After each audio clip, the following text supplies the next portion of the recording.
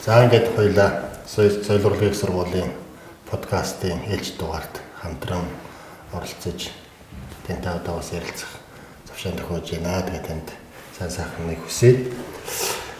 За хэрэг явдал гэж ингэж бодож байна. Ягаад гэвэл тэгэхээр та бол одоо ингээд Монголын дарамын урлагт Асур театрын хэв шинж гэдэг ийм сэдв судалгааны ажлаар одоо эрдэмтэн зэрэг хамгаалах гэж байгаа. Энэ цаг үед ч бас тантай ярилцж байгаа бас баяртай байна. Манай Болормоо багш бол соёл урлагийн сургуулийн театр урлагийн сургуулийн одоо төгсөгч төдийгүй одоо соёл урлагийн сургуулийн найруулга жүжиглэх урлагийн тэнхимийн багш бүхэн байгаа. Мөн одоо сургууль төгсөж мэргэжил болсон цагаас ахгуулаад Монголын театрын урлагийн салбарт уран бүтээлч олон жил ажилласан. Тэр их туршлагаасаа өнөөдөр дараагийн үеийн театрын зүтгэлтэн, жүжигчин, найруулагч, уран бүтээлч нарт одоо хүртээж мэргэжилтэн бэлтгэж байгаа ажлын үйлсэд орж байгаа ийм уран бүтээлч, судлаач багш маань юм аа. Тэгээд өнөөдрийн бид хоёрын ярих үндсэн сэдв бол өөрөө ч мэдээж эрдмийн зэрэг горлж байгаа ажлын хүрээнд тодорхой яригдана. Гэхдээ энэ нэг ярихаас өмнө бол бас театр судлал гэж ерөнхий одоо ойлголтын хүрээнд эхэлж ярьж хагаад тэгээд таны судалгааны ажлын сэдвээр ордог юм уу даа гэсэн ийм төлөвлөгөө надад байна. Болж байна уу тийм ээ. За. Ер нь одоо ингээд 19-р зууны сүүл үеэс л эхлээд ер нь бол театр судлал бий болсон гэж эрдэмтэн судлаач нар бол дүгнээд байна. Тэгээд энэ жил энэ дээр таваас жаахан тодруулга хийгээч. За яг театр судлалын талаар бол манай олон одоо эрдэмтэн судлаач гадаад дотоодын хүмүүсээ маш их судалсан байдаг. Зөвхөн яг Монголын тухайд авч үзэх юм бол 1931 онд анх шин цагийн театр байгуулагдсан. Энэ үеэс бас бид нар одоо өрнийн театрын та холбож үздэг л дээ. Тэгээд энэ үеэс эхлээд одоо манай анхны мэргэжилтнүүд одоо яг театрын боловсруучнууд юм да тийм хүмүүс бий болсон. Тэгээ энэний дараа манай хамгийн анхны одоо театрын судлалыг анх судалсан бол Монгол талаас бол одоо оюун багш ярьдаг. Тэгээ оюун багш бол 1956 онд хаа Оросын зөвлөлт холбоот тэр тухайн үед бол зөвлөлт холбоот ус гэж байсан. Одоо л Оросын албаны улсад анх эрдмийн зэрэг хамгаалсан байдаг. Яг театрт Монголын орчин цагийн театрын одоо үндсөөрийн тухай үйлсэл хөгжлийн тухай талаар судалгаа хийж эрдмийн зэрэг хамгаалсан байдаг. За энэс хойш бол одоо манай нэрт бас театрын одоо судлаач Даш Дондоггүй бас одоо 60 жилийн шаштар гээд одоо хэрэглэгт 2 ботном гаргасан бас жүжиглэхэн арга барил гээд нэлээд олон бараг 200 судалгааны ажил хийсэн гэж Даш Дондоггүй ярьдаг. Тэгээд яг нь шүүмж судлал театрын одоо Монголын театрт бий болсон энэ хүүхдийн театр одоо дуурийн театр юу гэдгийг бүх театрууд ингээд бас он цагийн дарааллыг ингээд гаргаж ирж бичсэн анх ийм том судлаач. Дараа нь бол 60-аад оны үед одоо тэр үед тухайд бол соёлын яамны сайд байсан юм билэ. Лодо Дамгоо одоо манай хүмүүс мэдэнтэй нэрт зохиолч Лодо Дамгоо маань бас яг театр гэхээс илүү утга цохилт анх бас зөвлөлт холбоот улсад эрдмийн зэрэг хамгаалсан байдаг. Тэр нь болохоор зэрэг нөгөө уран зохиолдох дүрийн асуудлын тухай дэвшүүлсэн байдаг. Яг хөө тэгэхээр энийг ч бид нар бас судалгааны ажилдаа бас ингээд энэ үднээс хандаж үзэж байгаа. За энэний дараагаар бол нилээдгүй олон бас судлаач эрдэмтэд төрсэн байдаг. Тэрний дараа манай Зориг багш байна. Зориг багш маань бас шин цагийн театрын үйлчлэгчлийн талаар бас эрдмийн зэрэг хамгаалж исэн. За дараа нь одоо Бат сайхан Гавиг багш байгаа. Тэгээд Сугар багш гэдэг наа байна. Тэгээд одоо Бат сайхан багш байна. Даш Дондоггүй багшийн охин. За тэгэл ер нь бол ингээд судалгаа хийсэн байдаг. Гэхдээ нэг юм ингээд нийт ингээд томор нь театр судлалыг би одоо дэлхийн театрын түүхээс л Монголын театрыг ярмаар юм л да. Яг тэгэхээр манай ингээд театрын судлал түүхийг ингээд хараад үзэхээр одоо шин цагийн театр 1931 оноос хойш үүсэж хөгжсөн байгаа. Тэгээд энэ оноос хойш үүсэж хөгжсөн театр судлал маань Монголд ерөөсөө яг судалгааны ажлууд шүүмж судлал хийгдэжсэн хэдий ч яг ер нь бол гарын наруу хуруунд багтахаар л эрдмийн зэрэг хамгаалж исэн юм судлаачд үүд юм билээ. Ердөө л нэг 10-аад хүн 10 гаруй хүн. Дэлхийн ч гэдэг юм уу одоо ингээд олон улсын хэмжээнд театр судлал 19-р зууны сүүл үеэс эхэлсэн гэж хэлж байгаатай. Монголын одоо энэ театр судлалын эхлэл үүсгэл хөгжлийг харилцуулаад үзэхэд бол бид нэр судлалынхаа цаг хугацаа эхэлсэн төвшин хөрсөн одоо эхэлсэн цэгтэй хөрсөн төвшнөр нь аваад үзэхэд бид нар их хоцроогүй. Тэр үеийг л одоо өнөөдрийн зарим судалгааны ажлын хэдийгээр цөөнч гэлээ гэсэн бас олон чиглэлийн судалгаануудыг хамруулж хийж өөрийнхөө ялангуяа Монголын театрын хөгжлийг өөрчлөж авч үзэж тэ эрдэм шинжилгээний эргэлтэнд оруулж чадаж байгаа одоо цаашдаа ч гэсэн одоо ингээд үргэлжлээд яваад байгаа хаа гэж ингэж хардаг. Том хэмжээгээр нь харуул мэдээж тэр хүндрэлтний гэдэг юм олон улсын түвшинд явж байгаа тэр ижил төстэй салбарынхаа хөгжилтэй уялдаа холбоотойгоор бол ингэж хөгжиж манай эрдэмтэн судлаач нар анхаарч судалж байсан юм байна гэдгийг ингээ харагддаг юм аа. За судлал тал нь мэдээж юм.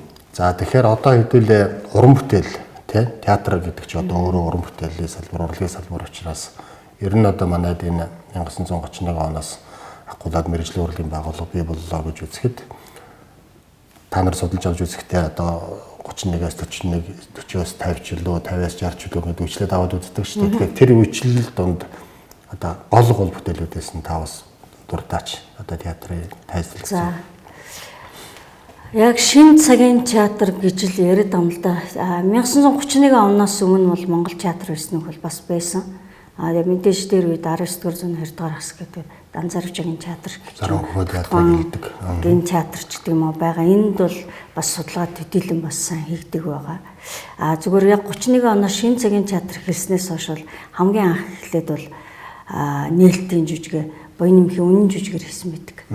За энэ бол яг Монголын театрын урлагт хамгийн анх удаа шинэ цагийн театр үүсч болсон гэдгийг харуулсан ийм жүжиг байгаа. За тэгэл мэдээж Боёнымх гоо харанхуй засаг байна.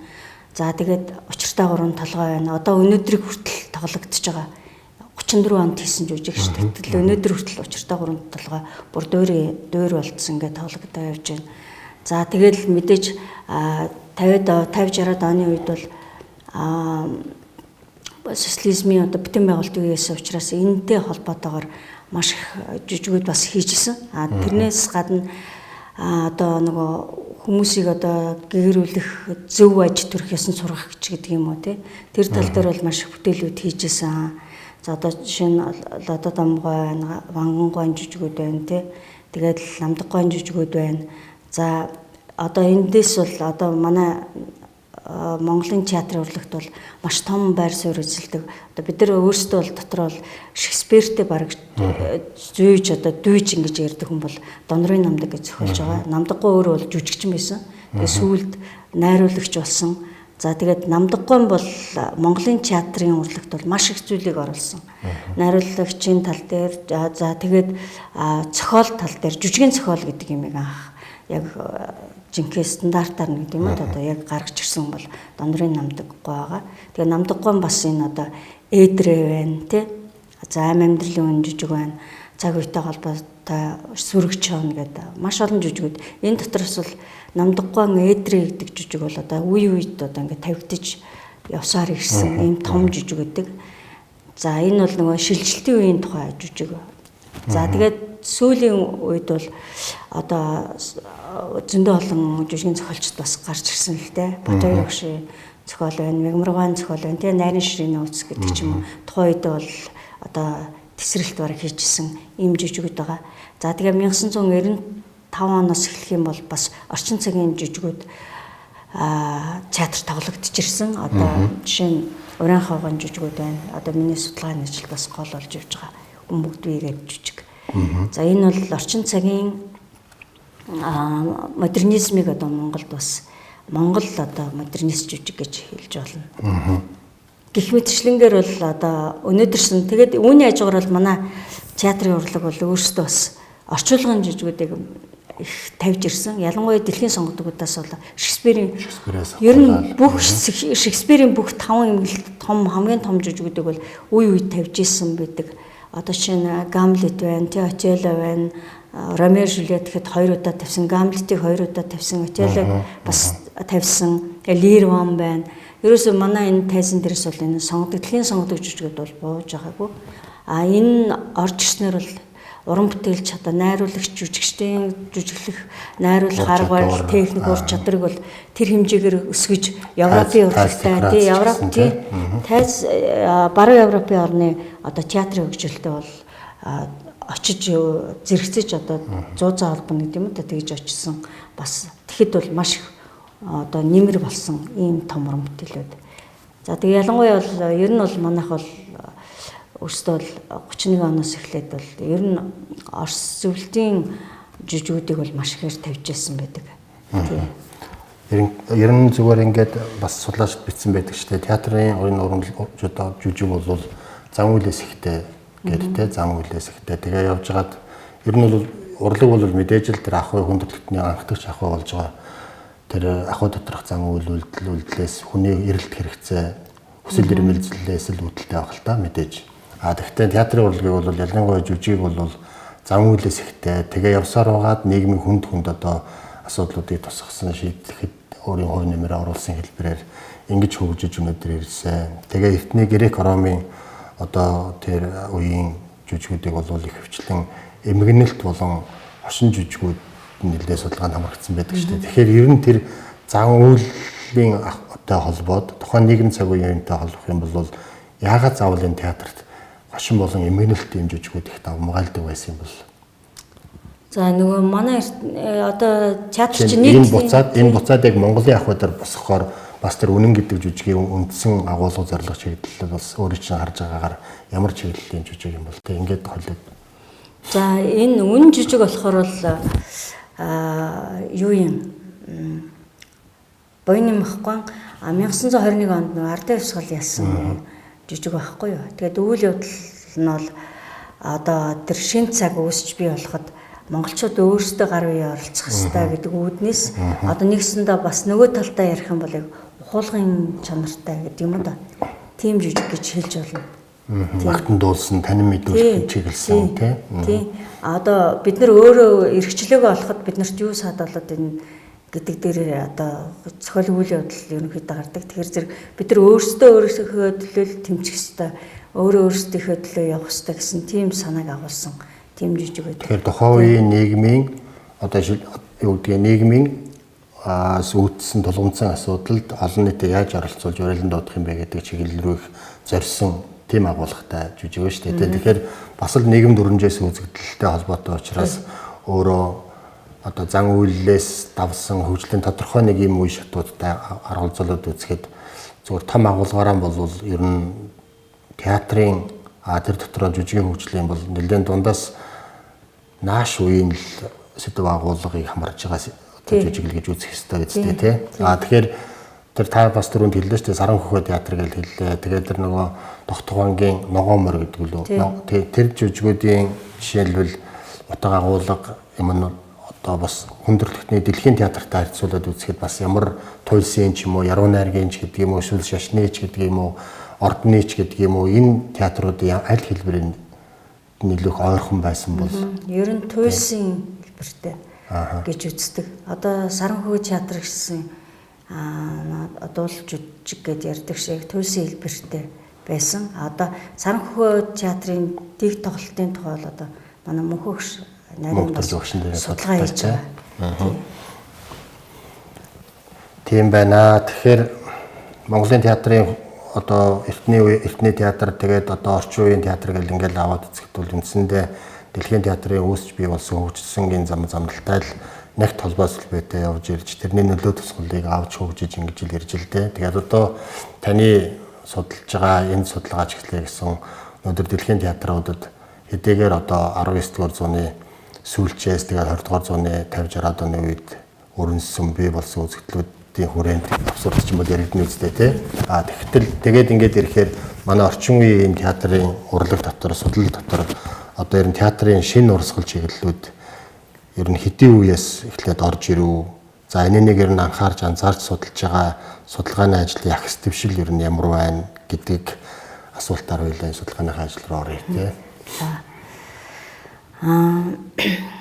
31 оноос хойш шинэ цагийн театр байгуулагснаас Өнөөдрийг хүртэл бид нар Станиславскийн аргачлал, Станиславскийн систем за тэгээ судалгааны гол энэ аргачлалыг бол барьж хөгжиж ирсэн байдаг. Гэхдээ ингээд театрын, Монголын театрын, шин цагийн театрыг ингээд эргээд ингээ хараад бас ингээд үзэхэд зэрэг бас нэлээд он цагийн үеүүдэд бол янз бүрийн аргачлалыг за янз бүрийн урсгал чиглэлийг бас тодорхой хэмжээнд туршиж үзэж явж ирсэн түүх харагдтыг.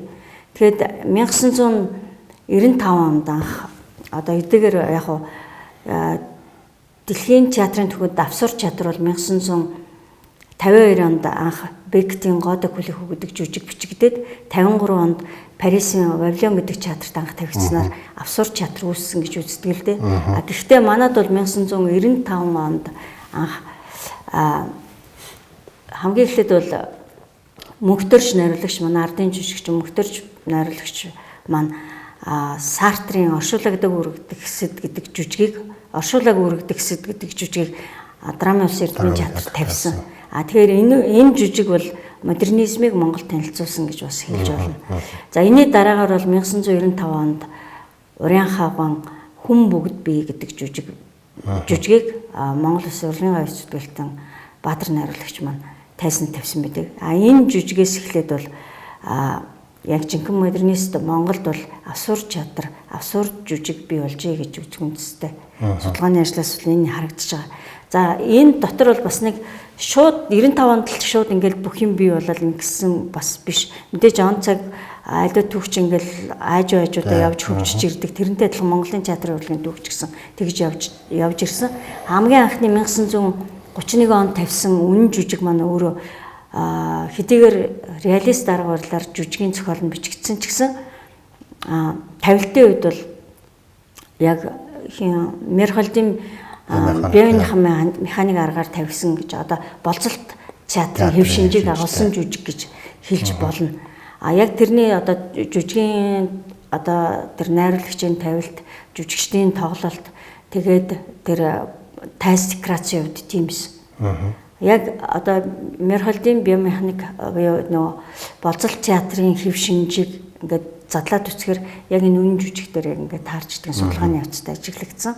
За үүний дараагаар 34 онд тавьсан учиртай гурван толгой жүжиг бас Нацаг Доржгон бичсэн учиртай гурван толгой жүжигийн тайс декорацийн үед бол тэр Мерхолдын театрт байсан тэр конструктивизмыг бас ашигласан байдаг нь харагдаг. Яг гурван ингээд ингээд шовгор уулыг ингээд төлөөлүүлж тавьсан. Тэр үед маш их дэлгэржсэн байна л да тэр баруун Европ.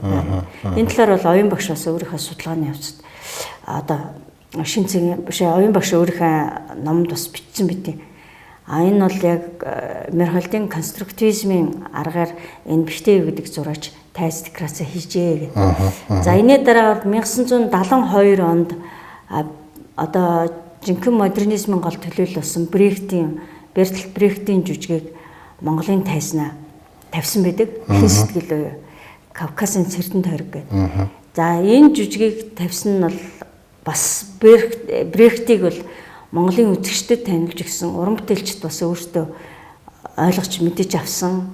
Тэгээд яг хуу тавилтын жүжигчдийн тоглолт тавилтын үед бол яг Станиславскийн системийн хатуу баримтлаад реалистчиг баримтлаар тавьсан хэдий ч уг жүжигийн зохиолыг бол модернист жүжиг гэж явдаг. За энэний дараагаар 1995 онд бол тэр Сартрын оршуулаг үргэлжлэдэг мөнхөө багш тавьсан. За тэгээд тэрний дараагаар бол яг жинхэнэ монголчууд өөрсдөө авсуур жүжигтэй болсон гэж үзэж болох талтай.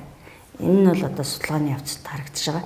За тэгээд энэ Урьян хааган Хүн бүгд бий жүжиг 95 онд тайзнаа тавигдаад мах тухайд аягүй шууган тарсан.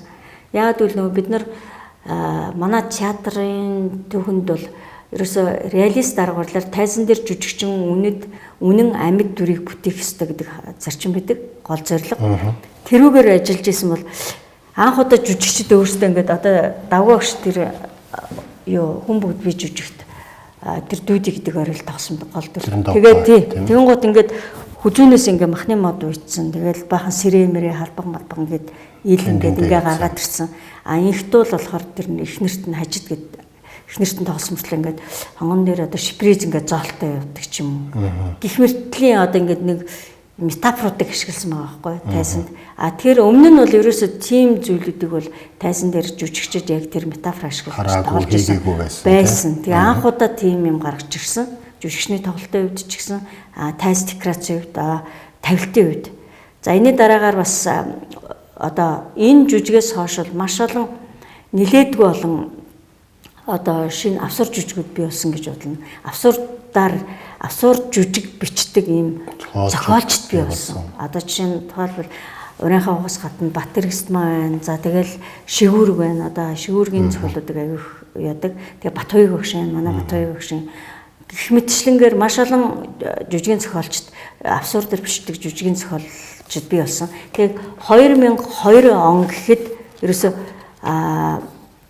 тэр тусдаа одоо драмын мэргэжлийн төвөөс одоо Сараа багшийн одоо зохион байгуулдаг тэр төвөөс бас ийм семинар энэ төр зохион байгуулсан юм л да. Тэгээд урлагийн ажлын биш зохиолчдын эвлийн хороотой хамтраад. Тэгээд эндээ бүтэн модерн жүжиг ба үзэгдлүүд гэсэн төвөр ном дандаа Монголын зохиолчдын төвөр номыг анх гаргаж тавьсан. За тэгээд маш олон сонирхолтой жүжигүүд бий болсон л да. Бас өрийн хогон хоёроос хасах нэг тэнцвүүдийг харанхууд юу ч харагдахгүй гэдэг ч юм уу. Энэ жүжигэн дээр одоо 2 дүр дээр 10 хүн тоглосон байдаг ч юм уу тий. Тэгэхээр эндээс юу харагдаад энэ вөхөр зэрэг Монголын драмын урлагт бас шинэ орчин үеийн урсгал чиглэлүүд ингээд айжуудаа ч гэсэн ингээд орж ирж хөгжиж явж байсан юм байна гэдэг нь харагдаж байгаа. Ингээд 2010 онтой золоход манайх хувийн авсур театрт болсон. Тий. Одоо Мегмар ахын Боролдоо Мегмар гэдэг хүн болгон мэддэг тий. Мегмар ахын одоо өөрийнх нь тэр Black Box театр бий болсон. Тэгэхээр энэ бол энэ театрыг хүртэл хугацаанд бол бас ингээд эхлээд зүгээр тайз декорацийн хувьд туршижсэн байна. Дараа нь зүгээр тэр зохиолтой танилцчихсэн байна ч гэдэг юм 72 онд тий. Тэгээд дараа нь өөрсдөө авсур жүжигчтэй болсон байна. Тэгээд сүүлдээ авсур театр бий болжээ гэдэг.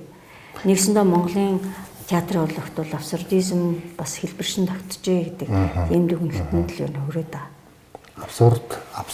Абсурдизм гэхээр одоо судлаачд бол одоо хоёулаа мэдээж театр судлалын хүрээд ярина. Зүгээр абсурд гэдэг үгийн үндсэн утга. За тэгээд тэрний хэл шинжилэл, утга зохиолын салбарт авч үзэж байгаа тайлбарууд бол янз бүрийн л байгаа. Одоо юу гэдгийг эмх замбраагүй гэсэн ерөнхий гол утга байдаг шүү дээ. Одоо тэгэхээр зүгээр энэ нэг театрын урлаг тал театр судлал талаас нь аваад үзэхээр энэ абсурдыг бол ер нь юу гэж монгол хэлэн дээр буулгамаар юм. Та энэ судалгааныхаа ажил дээр ер нь үндсэн тодорхойлт энэ абсурд гэдгийг юу гэж өгсөн бэ? Абсурд жүжиг гэдгийг. За яг энэ талаар бол ерөөсөө манайх нөгөө нэг абсурд энэ модернизмын талаар ороод ирэхэд яг энэ социализмын үед бол нөгөө улс төржилттэй холбоотой бас их нөгөө үзэл сурталтай холбоотойгоор бол хатуу хоригдж исэн л да. Тэгээд тэр үедээ бол янз бүрээр тайлбарлаад одоо дэмий зүйлч гэдэг юм уу янз бүрээр тайлбарлсан байдаг юм билээ. Яг абсурд гэдгийг бол Дамдын сүрэнгаа одоо манай нэр төр тэмтэнцээ Дамдын сүрэнгаа орчуулгаар л Цэндийн Дамдын сүрэнгаа орчуулгаар бол утга учиргүй гэж тайлбараар явдаг. Гэхдээ бид нар энийг театрт яг утга учиргүй гэд бас авчихар болохгүй байгаа. Тийм учраас одоо манай театрт бас гол асуудал болоод байгаа зүйл бол театрын нэр томьёоны асуудал байдаг л да. Тэгээ энэ дэр бол маш бас маргалдах зүйлүүд их байна. Тийм учраас би өөрийнхөө энэ судалгааны ажилд бол яг монголчлох хэрэггүй юм байна гэж бодсон. Абсурд гэдэг нь аа. Дэлхийн бүх театрууд одоо абсурд гэдгээр явж байгаа юм чинь зүгээр абсурд театр гэдэг өөрийнхөө үндсэн нэрийг аваа явсан зүг юм байна.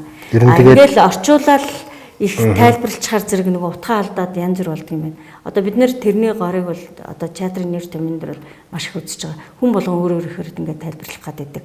Тэгээ тайлбарлаж болохгүй бас юм байна. Тайлбарлах бас юм байна. Ерөнхийдөө ингээд аваад үзэхээр ер нь энэ хорвоодоор амьдрал дээр тийм утга учиргүй, замбраагүй юм гэж ер нь байх боломжтой юм уу? Одоо зүй тогтол зам ёс талаас нь аваад үзвэл тий. Одоо хаус гэдэг зүйл чинь өөрөө тийм эмх замбраагүй зүйл бас биш шүү дээ. Яг мөн. Зүгээр яг тайлбарлахын үед бол манайх нөгөө үзэл суртлын үед бол их нөгөө нэг шууд өнгөц талаас нь бүгдийг хаагаад тайлбарлаад тэгээд бусад талын нарийн тайлбарлах талыг орхитуулсан юм харагдаад идэг. абсурд дээр ч гэсэн яг тийм харагддаг. Жишээ нь бол абсурд бол ерөөсөө өөрөө үсгтэй одоо абсурд гэдэг нэрийг анх гаргаж ирсэн бол Францын философч сэтгүүлч те нэрт одоо эрдэмтэн бас Альберт Камю гэж хүн байгаа. Энэ хүн Сизифийн домгоор абсурдыг анх абсурд гэдэг нэрийг гаргаж ирсэн байдаг. Сизифийн домог нь бол одоо нийтийн талаас 2700 жилийн өмнө одоо тайлбарлаж ярьжсэн тэр том домог. Тэгээд тэр домогт бол Сизиф гэдэг хүн бол одоо бурхтын одоо гисгэлийг хүртлээд үрд мөхт зогсошгүй дуусшгүй тэр зовлон эдэлж байгаа гэдэг ийм одоо утга агуулгатай. Гэтэл энийг бол Ками өөрөөр харсан байдаг. Энэ бол ерөөс зовлон эдэлж байгаа хүн биш юм байна. Сизиф өөрөө абсурд дүр юм байна. Сизиф дандаа зовлон эдэлээгүй биш бас жаргаж байгаа үе байгаа юм байна гэдгийг харсан. За тэгээд энэ Сизифийн домгийг дангаар нь ярих юм бол маш их урт хугацаа орох учраас ингэ зүгээр ингээл орхиол явахаас өөр арга байхгүй. Тэгээ эндээс юу харах уу гэр зэрэг өнөөдөр одоо яг 20 дугаар зууны 50-60-аад оны үед одоо абсурдизм үүссэн гэж үзэхээр тэр үед үйлдвэржилт маш их байсан. Тэгээ дэлхийн 2 дугаар дайны дараа бүх юм эмх замбрааг байдалд орсон. Бүх юм утга учиргүй амьдрал ерөнхийдөө ингээ гутранг байдалд орсон ийм үе байсан. Тэгэхээр зэрэг тэр өдөр тутмын хүний энгийн жирийн амьдрал бол маш уйтгартай. Өглөө гараад одоо ажилдаа явал буцаал орой ордог нэг үйлдвэрт ажилтдаг ажилчид гэдэг юм. Ер нь хүний энгийн ажиллаж байгаа амьдрал нэг нь ийм циклд орсон. Зүгээр л ингээл өглөө босоод орой ажилдаа явал буцаал өглөө яг юуны төлөө яах гээд ажиллаад яах гээд байгаагаа ерөөсөө хүн ойлгохоо ийцэн гэдэг юм уу тийм байдалд хүрсэн. Тэгээ эндээс гарах ер нь бид нар яах гэж амьдраад байгаа юуны төлөө амьдраад байгаа юм бэ? Яагаад ингэж ийм болчихов гэдэг ч юм уу тий. Тэгээд маш их тийм зүйлүүд одоо жирийн иргэн хүмүүст их тохиолдож ирсэн мэн л да. Тэр үед одоо судлаач философчдод хүртэл энэ угаасаа үе үед л асуудал болж ирсэн зүйл. Тэгэхэд энэ асуудлаас энэ зүйлээс гаргалгаа гаргах гэж Камю абсурдизмыг одоо тайлбарлсан байдаг. Тэгэхээр зэрэг бол ерөөсөө бид нэр абсурд амьдрал өөрөө абсурд юм эсвэл хүн өөрөө абсурд юм гэж болохгүй. Хүн амьдрал хоёр өөрсдөө ингээд харилцсан биендээ харилцаатай үжиж абсурдизм үүсдэг юм байна. Хүн өөрийнхөө амьдралыг бусад хүний амьдралтай ингээд жишээд үзээд харьцуулж үзсний дараагаар абсурд үүсдэг гэж үздэг тийм. Энэ хүн яагаад ингэж амьдэрч би яагаад ингэж амьдэрч миний амьдрал яагаад ийм болчих гэдгээс одоо абсурд үүсдэг гэж үздэг л дээ. Тэгэхээр зэрэг энд юу гэж одоо Камюгийн өөрийнх нь одоо тэр Сизифийн домгийг задлсан эсийг тэгэл тэр өхлийн тухай янз бүрийн одоо ингээл харгислах готрон гүзлийн тухай энэ зөндөө олон категориудыг ингээ авч үзсэн ч гэсэн ерөнхийдөө яг энийг ингээд багслаад үсгэхэд бол ерөөсөө хүний амьдралын утга учир ер нь хүний амьдрал гэдэг чинь ингээл нэгэн хэвэн л байна. Энийг хэн ч өөрчилж чадахгүй. Бид нар нөгөө ирээдүйд итгээд байдаг байхгүй. Ирээдүйд итгээд ирээдүйд л нэг сайхан болно. Эсвэл нэг хүн юм уу нэг бурхан ч юм уу хин нэг юм уу бидний амьдралыг авна. Өнөөдөр ч гэсэн бид нар бас яг ингэж үзээд байгаа байхгүй. Хин нэгэн хүн юм уу одоо бид нар өнөөдөр цаар тахалтай байгаа заавал төр засаг бидрийг аврах хэрэгтэй юм уу? Хин нэгэн бидний амьдралыг өөрчлөх хэрэгтэй гэж үзээд шүү дээ. Гэтэл хин ч энийг өөрчлөхгүй. Зүгээр амьдрал угаасаа л юм. Явдаг жамаараа л ингэ явж байна. Энийг хин өөрчлөхөө чи өөрөө л өөрчлөл. Энэ амьдралыг утга учиртай болгох юм бол чамаас өөр хин ч биш л гэдэг. Энэ гаргалгааг л Камю гаргаж ирсэн. Учираас энд абсурдын одоо үн чанар байна гэх юм уу? Нэгсэндээ амьдралын яг үннийг гаргаж тавьснараа Камюгийн абсурдизм бол маш одоо хүнлэг гэж нэг талаасаа одоо өнгөц харуул харгис гэдэг мөртлөөсөө яг цаад нухацтай талын ингээд гүнзгийлэлийг харах юм бол энэ хүнлэг тал нь энд оршиж байна. Тэгэхээр хүн өөртөө найдахаас биш өөр хин нэгэнд юм уу ямар нэгэн зүйлд найдаад юм уу ирээдүйд найдах ямар ч шаардлага байхгүй. Ер нь яг тухайн хүнд бол ерөөсөө ирээдүй байхгүй гэдгийг ойлгох хэрэгтэй гэдэг зарчмыг л Камю тавьсан юм бэл. Одоо тэгэл одоо абсурд театрч гэдэг юм абсурд жүжиг гэдэг ингээд явхад ерөнхий нэрээр нь авч үзлээ гэхэд энэ Оросынх байна уу, Хятадынх байна уу, Монголынх байна уу? Одоо Монголд жишээ нь тавьж байгаа абсурд жүжиг байна уу? Хятадд байна уу? Одоо юу гэдэг Солонгост байна уу гэдэг нь бол Монголын, Оросын, Хятадын гэж байгаа тодтол авч байгаа үндсэн суурь нь тухайн үндэсний философи сэтгэлгээтэй шууд холбоотой тийм. Хэдийгээр абсурд гэдэг ойлголт нь нэг боловч ялангуяа тэр Сизифийн одоо тэр домоос сэтгүүлсэн тэр жүжиг бол жүжигийн гол одоо концепт санаа нь одоо ялангуяа бурхны шишний тэр нөгөө хойд нас там гэдэг ойлголттой адилхан байгаа шүү дээ. Тэгээд тэр үеийн барагдтал тэр орчилдог хүн тэр Сизиф өөрөө байна. Тэр хизээш л усахгүй. Хичнээн удаач байдгийн тэр уулын өдөр чулуу өнгөрүүлж гаргаад буцааж алдаад энэ 100,000 удаа давтагдах хэрэгтэй байсан бол тэрийг 100,000 удаа давтчихэж л тэр болно. Тэр болтол үргэлжлэн тий. Энэ санаа бол бас тэр Бурхны шний үеийн урд хойднаас там музейны зовлон гэдэг ойлголтуудтай бол ижил байгаа юм. Тэгэхээр тэр Сизифийн тэр домог манай энэ Бурхны шишний тэр одоо үзэл сургаал буюу монголчуудын үндэсний сэтгэлгээний суурь болж байгаа тэр юмнууд ингээд аваад үзэхээр өөрийнхөө тэр үндэсний философи сэтгэлгээ, соёл сэтгэлгээг одоо хэрхэн яаж илрүүлж тодруулж судалж байна. Тэрүүн дээрээ тулгуурласан судалгаа дээр тулгуурласан ямар уран бүтээл, зохиол бүтээл төөрөгдөж байна. Энэ хоорондоо бүгд ийм харилцан хамааралтай шүтэлцээтэй нийгмийн үзэгдлүүд ах шиг байгаа юм. Ялангуяа одоо ингээд өрн дэхэнд бол энэ абсурд театр бий болсон явцыг ингээд хараад ахаар онлын судалгаанууд нэлээ өргөн хэмжээнд хүрээнд хийгдчихэд тэгээд онлын судалгаан дээр тулгуурласан зохиолууд бий болоод зохиоллоос нь уран бүтээл төрсэн нэг ийм жишг тогтолцоо харагдаад байна шүү дээ. Тэгэхээр манай дээр ч гэсэн бас одоо Намдаггойг 1920-ад оны их үед одоо юу гэдгийг 12 оны үед баруун Германд явуулаад тэр одоо 20 хүнийг сургадаг тий. Буцаад тэр Германы тэр тухайн үеийн нийгмийн одоо урлагийн соёлын амьдралын төвшнгөөс манайхан суралцж ирчээд энд шууд одоо энэ мэрэгжлийн урлагийн байгууллагуудыг үүсгээд бий болгоод зохиол бүтээлээр бичээд явсан гэдэг бол энэ хүндрэлтний театр судал, театр уран бүтээлтэй нэг юм богино хугацаанд бас дөрөв нийлүүлэх боломжийг бий болгосон. Тэгээд тэр санаа магадгүй тэр сэтгэгчдэр үндсний том сэтгэгчдэр дамжиж орж ирсэн гэвэл тэр санааг онлын түвшинд судалсан судалгаа одоо ингээд жишээ нь танаас өмнө бол абсурд театрын шинжээ судалсан судалгаа байхгүй тий. Тухайн судалсан судалгаа байхгүй. Тэгэхээр уран бүтээл орж ирээд одоо яг энэ онлын түвшний судалгаа орж иж байхад надад ингээд харахаар нэлээд зайтай юм шиг харагдаад байгаа байхгүй юу. Тэгэхээр энэ онлын түвшний судалгаа хөгжижээж зохиол бүтээлүүд, уран бүтээлүүд төрнө гэдэг энэ зүй тогтолтой нийт одоо ерөнхийд нь тулгуур үзвэл одоо бид нар онлын судалгааны төвшөнд аль хэр дэлхийн театр судлалаас аль хэр хоцорсон явж байгаа бол тэ одоо энэнийг нөхөхийн тулд илүү ямар чиглэлийн судалгаануудыг үнзгэрүүлж хийх тогтолцоотой судлах шаардлагатай болж байгаа бол өөрөөр хэлбэл энэ таны судалгааны ажил цаашдаа жишээлбэл одоо яаж гүнзгийрж үргэлжлэх бол таны хэлж байгааг үнэлтэй. Ер нь бол эхлээд уран бүтээл гараад дараа нь онлын судалгаа гэдэг чинь тэгтээ бас яг дэлхийн театрын төвхөнд ч гэсэн тийм юм байна. Эхлээд бол 1952 онд анх Бекетийн жүжиг бичигдсэн.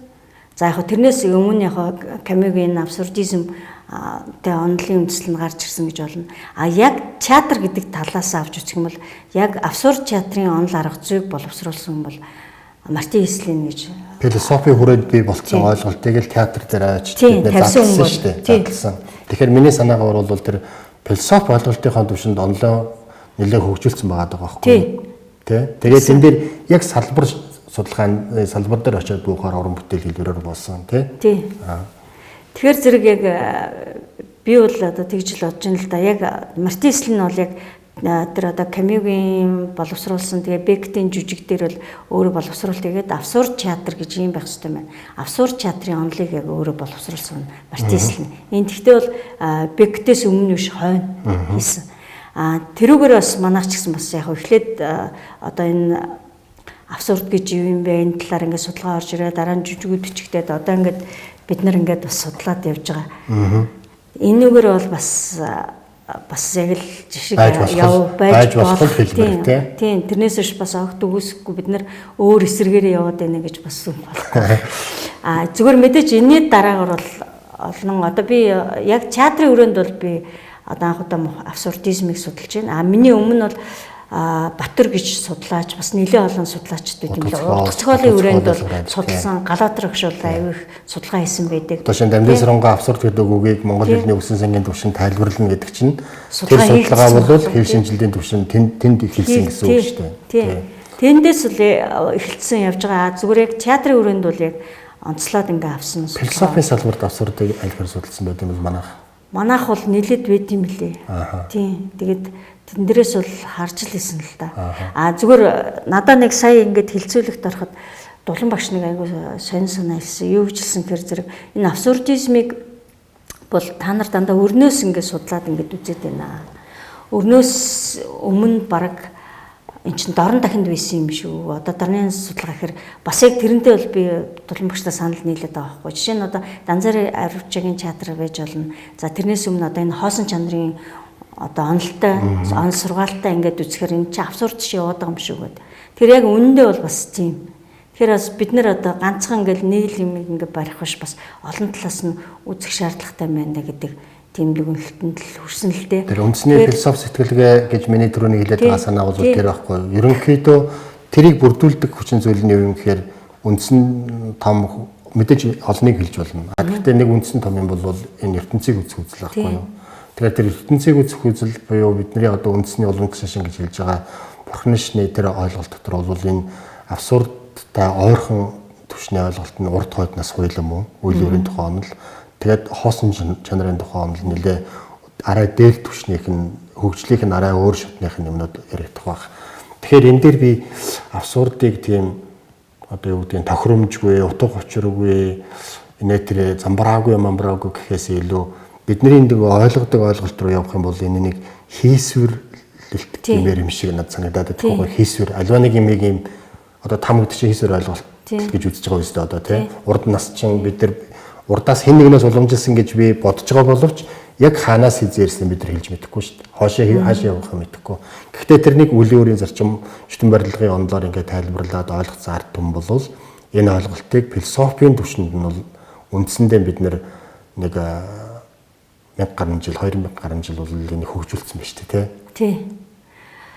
Яг 19-р зууны одоо 2 дугаар хэсэгтэйсэн шүү дээ арвж байгаа тий. Данзаравж амьдарч ирсэн. Яг тэр үед л бас үедээ тэр одоо хоосон чанарын сургаалтай ингээ авч үзэхээр яг л абсурд яг дүүж байгаа юм л да. Ер нь амьдралын нөгөө утга учирыг бүх юм одоо хоосон тий. Ер нь бид нар юунд одоо дээр доорох шалгаахгүй, муу сайныг шалгаахгүй гэдэг ч юм тий. Ингээд яг ингээд аваад үзэхэр зургаа ер нь ол абсурдын үндсэн зарчим яг тийм л ба. Ер нь бол амьдралын утга учир бид нар нэг л ингээл одоо Бектийн годог хүлээх жүжигээр л ингээл аваад үзэхэр нэг хоёр хүн хүлээгээл хизээч ирэхгүй хизээч байхгүй ч юм уу мэдэхгүй тийм хүнийг л ингээл хүлээгээл байгаа л байдаг. Өөрсдөө тэгтээ байгаа л байдаг. Бараг урд нь юу хийснээ ч бараг анзаардаггүй. Ингээ яваад байдаг. Ийм л хоёр бүлэгтэй жүжиг. Гэхдээ тэнд Бектийн жүжигэнд ерөөсө годог хүлээх жүжигэнд ерөөсө эмгэнэлтэй юм одоо бидний реализмаар одоо ингээд бид нар ч хүмүүжсэн шүү дээ театрын урлагт. Тэгэхээр яг реалист аргаар реалист жүжигийн үднээс авч үзэхээр тэнд ерөөсөө эмгэнэл байхгүй юм шиг. Эмгэнэл нь хаана байгаа юм? Байхгүй. Ерөөсөө ямар зөрчил байхгүй. Гэтэл абсурд жүжиг чинь тэрэнд байдаг юм л да. Тэгэхээр нөгөө модернист судлаачтай хамгийн үндсэн энэ бол годог хүлээх үе жүжиг бол 20 дугаар зууны хамгийн эмгэнэлт жүжиг гэлцсэн байхгүй. Тэгэхээр юу нэмгэнэл вэ гэхээр зэрэг энэ тэр хоёр Строгон Владимир гэдэг хоёр хүн бол юу ихээч мэдгүй байгаа, яхаач мэдгүй байгаа, хин хизээ хаана ирэхийг ч мэдгүй, годог гэдгийг хинээч мэдгүй. Ер нь энүүгээр л бидний амьдрал нэг ингээл өдөр тутмын амьдрал бидний амьдрал юу ихээч мэдгүй, яхаач мэдгүй. Тэгэл нэг амьдрал нэгэн хിവэр ингээл урсаал яваад идэг. За маргааш нэг ирээдүйд нэг л сайхан юм, нэг л юм өөрчлөгдөх байх, нэг л юм болох байх гэд гордод яваад байгаа. Энүүгээрээ адилхан, энүүгээрээ л эмгэнэл болоод байгаа. Зохиол өөрөө зөрчил нь эндээ байгаа. Тэрнээс дөрөвд хоорондоо реалист жүжиг дээр гарч харилцаан дундаас зөрчил гарч ирэхгүй. Тийм. Тэрэнд байгаа. Эцээцтэй ер нь тэр хүлээгээд байгаа хүн өөрсдөө тийм байж болно. Өөрийнх нь одоо оюун санааны хувьд ч юм уу, бие махбодын хэв шинжийн хувьд ч юм уу хөгжих ёстой. Өөрөө тэр ирээдүгээ бүтээх ёстой. Тэрийг мэдгүй байгаа юм байна л. Өөрөөсөө яаж амьдрахаа мэдгүй байгаа, яахаа мэдгүй байгаа, юу ихээ мэдгүй байгаа юм л байхгүй. Тэр яг өнөөдрийн амьдралтай, өнөөдрийн хүмүүстэй ингээл өнөөдөр ер нь 20 дугаар зууны 2 дугаар хасаас ч гэсэн агуулаад тэрнээс ч өмнө ч ер нь амьдралын утга учирыг ингээд тайлсан үе нь л 20 дугаар зууны 2 дугаар хагас болохоос биш. Одоо модернизмаар тайлсан үе. Тэрнээс биш ер нь амьдралын утга учирыг ингээл мөнхөд одоо философи үйлсэн сахиас хүн болгон л амьдралын утга учирыг ойлгох гал ирсэн биз дээ. Ер нь философи бухардаал ирэхээр л энд абсурдизмын тухай ойлголтуудыг абсурд философи урлаг гэдэг хам харилцааны түвшинд бий болсон ингээд үзээд ах шиг байгаа юм тийм. Тэр талаас нь харахад яг тийм. Тэгэхээр ер нь амьдралын утга учир гэж юу юм бэ гэдэгт л одоо хүн өөрөө хүн энийг ухааруулж өгдөгөрөл одоо абсурд жүжигийн гол одоо ач холбогдол оршиж байгаа юм да. Тэгээд одоо абсурд театр ч гэсэн тэр реалист театр бол одоо энэ дэр би театрын тухай авч үзвэл реалист театр бол үзэгчдийн сэтгэлийг хөдөлгөхөд гол зорилго болгодог. Реалист жүжигч, реалист аргууллаач би өөрөөс нь бид нар реалист аргууллаар тоглодог шүү дээ. Гэтэл бид нар бол үзэгчдийн сэтгэлийг хөдөлгөхөд гол зорилготой тайз дэлгэцэн дээр бид нар амьд үнэн дүрийг амьд үнэн дүрийг тэр үзэж байгаа хүнийг эмзэглүүлж одоо ойлгох сэтгэлийн хөдлөх гол зорилго болгоод гэтэл абсурд театр болгоод эсрэгээр сэтгэл хөдлөх бол гол шүү. Ерөөсөө оюун ухааныг ажиллах үзэгч би өөрөө хин бэ? Яагаад би энэ ч нэр энэ хоёр яагаад ингэж байгаа юм бол энэ хоёр ямар тэнийг юм бэ гэдэг одоо годоо хүлээхэд жүжигэн дээр гарч байгаа Владимир Строгон хоёрыг харчаад тэгхтээ би бас яг ялгаа авахгүй шүү. Би өнөөдөр бас өглөө усвал ингэж хэлсэн би ер нь яах гэж амьдраад байгаа юм. Гээ эцэст өөр дээрээ бодож өөр дээр нь бодуулахад л абсурд театрын гол зорилго оршиж байгаа. Урлагийн хөгжлийнхээ хувьд бол тэр тайз үзэгч хоёрыг ойртуулах тий үзэгчийг өөрөөр нь тэр одоо жүжигэн бол агуулгаараа татж оруулж өөрийн эргцүүлэлд оруулж буцаад өөрөөр нь өөрийнх нь ойлголтыг бий болгох ийм чиглэл рүү явсан шиг явж байгаа мó да гэж боддог. Ерөөсөө тайзын юг буулгацсан тайз буулгаад зэрэгтэлтэйгээ цуг доош нь оруулсан. Тэр үзэгчтэй голдоо оруулчаад тойр тоглож байгаа. Хамгийн гол нь юу штэ абсурд театрын нэг одоо энэ яагаад их баруун Европт их өрнөд одоо ч гэсэн ингээд хүчтэй өнөхөр зэрэг ерөөсөө 20 дугаар зууны 2 дугаар хэсэгт театр уналтанд орсон баг. Дэлхийн театр уналтанд ороод хаашаа яаж явах юм гэдгийгсэн. Тэгээд бид нар одоо реалист аргуулаар жүжиг тавьнахаар маш их мөнгө шаардлагатай болно. Маш их юм шаардна. Одоо техник, тоног төхөөрөмж, байр сав гэдэг. Гэтэл модерн театр, орчин үеийн театр гарч ирсэн энэ бүх асуудлыг шийдсэн. Одоо жишээ нь Петербургийн театр байна тий. Тэгэхээр Картовскийн театр гэл ингээл үцгэд ерөөсөө тайз байхгүй болгоод бид нар хаач тоглож болно. Далайн ирэг дээр ч тоглож болно, гудамж талбай дээр ч тоглож болох юм байна. Сарвчинч тоглож болно. Тэгэхээр зэрэг амьдрал театр энэ бол юу юм гэхэд театрыг мөхөхгүй, театрыг үрд мөнхөд оршуулах мөнхөд байлгах энэ гаргалгааг л гаргаж ирсэн. За хоёулангийн ярилцлагын цаг бол бас хэмжээтэй шүү дээ. Тэгээд нэлээд одоо тийм сонирхолтой яриа өрнөж байгаа битгэрийг одоо бас үлээж авах байгаа энэ сонсогч үзэгч нарт бол бас мэдээллийн үн цэнтэй ач холбогдолтой яриа болж байгаасаа гэж бодож байна. Тэгээд хоёулаа энэ ярилцлагынхаа ерөн сүүлийн хэсэгт одоо руу шилжиж. Тэгээд би энэ судалгааны ажил өөрөө хийгдэх нь онлайн салбарт болон практик буюу сургалтын орчинд өрнөлөө ач холбогдлоо бол өгж явах хэрэгтэй. Тэгэхээр энэ судалгааны ажлыг чи үр дүн таны харж байгаагаар одоо яг тэр жүжигчин бэлдэж байгаа сургалтын орчинд ер нь аль сургалтын шатанд ямар цаг хугацаагаар яаж одоо нэвтэрж орж хэрэгжих вэ? Энэ сургалтын орчны ач холбогдлын даваас тодруулж хэлээч. За одоо манай театр урлаг гэдэг юм аа театр уран бүтээлчд бас институтээр аявих эмзэг ханддаг л да. Маш эмзэг байдаг. Одоо буруу юм орж ирэх гэж юм шиг гэдэг юм уу? Янз бүрийн бас асуудал байна. Тэгтээ Монголд бол модерн театр, абсурд театр хөгжиж байна. Өөрөө бий болцсон байна. Бүрэлдээд эхэлсэн байна. Тийм учраас энийг яг онлайн түвшинд нь яг шинжлэх ухааны үднээс бас хөгжүүлэх шаардлага хар аяндаа гарч ирж байна. Тэр үднээс бид нар тавих хэрэгтэй. Сургалтын орчин хэмээл мэдээж бид нар одоо дэлхийн театрын төвхөнд ч байгаа. Ер нь дэлхийн театрууд ч гол зарчим барьж явж байгаа бай. Зарчим бол Станиславскийн систем буюу одоо энэ реалист аргачлалыг бол суурь болгож явдаг. Тэгэхээр энийг ч гэсэн бид нар бол одоо манай театрын сургууль ч гэсэн энэ үнд суурь бол хатуу барьж явдаг. Бакалаврын төвшөндөө яг Станиславскийн систем аргачлалаа бол барь явж байгаа. Зүгээр яг магистр гэдэг ингээд дээшлээ яваад ирэхэр зэрэг бол бид нар бас янз бүрийн одоо энэ театрт гарч байгаа урсгал чиглэлүүдийг өөрсдөө туршиж хийх ёстой. Одоо манай Монголын театрт ч гэсэн одоо бид нар хэдийгээр ингээд реалист жүжигүүдийг тавьж байгаа ч гэсэн модернизмаар тавьж байгаа одоо жишээ нь тэр альфа театр гэдэг Батулбын театрын пост драмаар Фаустыг тавилаа. Фаустыг өөр реалист аргаар тавина гэхэд маш хүнд. Тэгэхээр тэр бас нэг гаргалгаа байгаа. Одоо жишээ Наранбаатар найруулагч бас гэтэл одоо Анна Каренина гэдэг явахад бас тайцыг ямар гоё хэлбэрээр шийдэж чинь. Тэгээ эн чинь абсурд театр, модерн театрын одоо элементүүд орж ирж байгаа гэсэн үг л дээ. Ер нь дээрээс ганц өнөөдөр ч орж ирж байгаа юм шиг. Нилээн дээрээс ингээд ороод эхэлсэн. Тэгэхээр судалгааны одоо суралцагч оюутнуудын хүрээнд бол яг одоо бид нар бас дотроо ярилцдаг л да. Мэдээж театрын бакалаврын хэмжээнд төгсөж байгаа оюутнууд маань 4-р курс төгсөхдөө реалист аргуурлаа гол үндсэн Станиславскийн системийн аргачлалтаа тулгуурсан жүжигээ хийх ёстой. Зүгээр 3-р курстэй 1-2-р курстэй бид нар энэ үндсэн суурь Станиславскийн аргачлал фундаментаа тавьж өгöd 3-т бол бас яг ганц нэг ингээд курсын ажиллагаа жүжигэн дээр энэ туршилтыг хийж болох юм а гэсэн санаануудыг бол манай багш нар гаргаж ирсэн. Зүгээр миний ойлгож байгаагаар бол яг магистрийн хэмжээнд магистрийн одоо агсан төвчний сургалтанд бол илүү төлхөө бас энэ тал дээр ажиллаж хүмүүсийг оруулж хүүхдүүдийг оюутнуудаа энэ дээр бас сургалтанд оруулж ирвэл илүү тохиромжтой юм болов уу?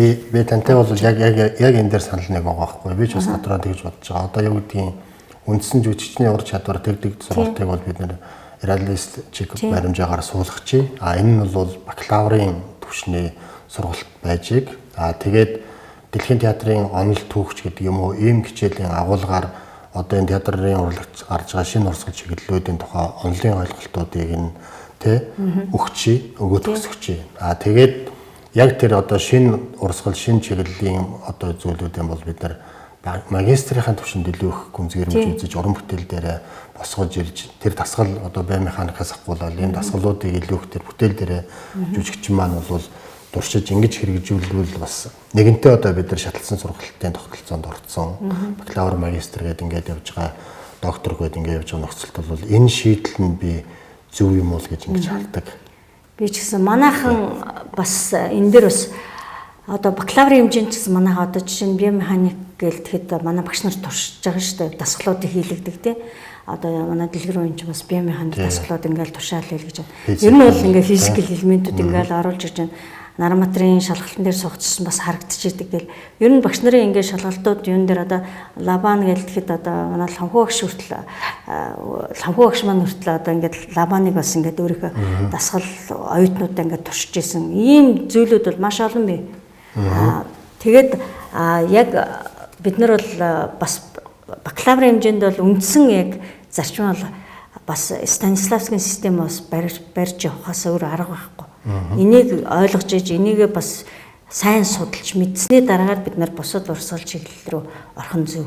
Ер нь ямар нэг юм сайн эзэмшиж сурчаад хүмүүс дараагийн 2-3 сургууль амархан. Ойлгоо шууд орчод бид бүр холион бантан болгох чинь. Тийм учраас энэ дээр бас би тийм байр суурьтай байдаг. Зүгээр бас магистрийн хэмжээнд яг өөрсдийнхээ бас юугаар Станиславскийн аргачлалаараа тэ реалист аргачлалаараа бас бүтээл төрүүлээ гээд судалгаа шинжилгээ хийж болно тийм. Гэхдээ энэ абсурдизм, модернизм өөр бас урсгал чиглэлийг бол яг тэр агсан төвсний сургалтанд илүү бас төлхөө бас хэрэглүүл зүйтэй юм болов уу гэж би бас яг тантай санал нийлээ. За баярлалаа. Өнөөдөр ингээд сугрын болормаа гэдэг уран бүтээлч, судлаач, багштай ярилцсан юм дугаар яваад өндөрлж байна. Тэгээ таны одоо театр судлалын чиглэлээр за мөн театрын ирээдүйн уран бүтээлчийг бэлтгэх чиглэлээр одоо хийж хэрэгжүүлж байгаа бүх одоо ажлууд чинь сайн сайхныг хүсье. Одоо энэ Монголын драмын урлагт абсурд театрын хэв шинж, абсурд театр бүрэлдэж хөгжиж байгаа энэ үйл явцыг судалж байгаа энэ судалгаа илүү их олон одоо театрын судалгааны төрөл чиглэлүүдийг судалсан. Тэрийг олон судалгааны чиглэлийг араасаа дагуулсан. Тэгээд онлын болон сургалтын практикийн өндөр ач холбогдолтой олон ажлыг араасаа дагуулж бий болгосон ийм түүчийн ажиллаа гэж миний хувьд бол үнэлж дүгнж байгаа. Тэгээд таны судалгааны ажил улам гүнзгийрч Монголын театрын урлагийн судлал, шүүмж, уран бүтээл одоо хөгжин цэцгэлэх болтугай гэж ингэж өрөөж байна. Таны ажил сайн сайхан амжилтыг хүсье. За ерөөл бутаршгэ та хүнчсэн бас ажлын амжилт хүсье. Тэгээд манай театрын урлагийг үргэлж Янжин Ламбархан өөр одоо ивэлтэй авч харж хандаж яваасай гэж хүсэж байна. За баярлалаа.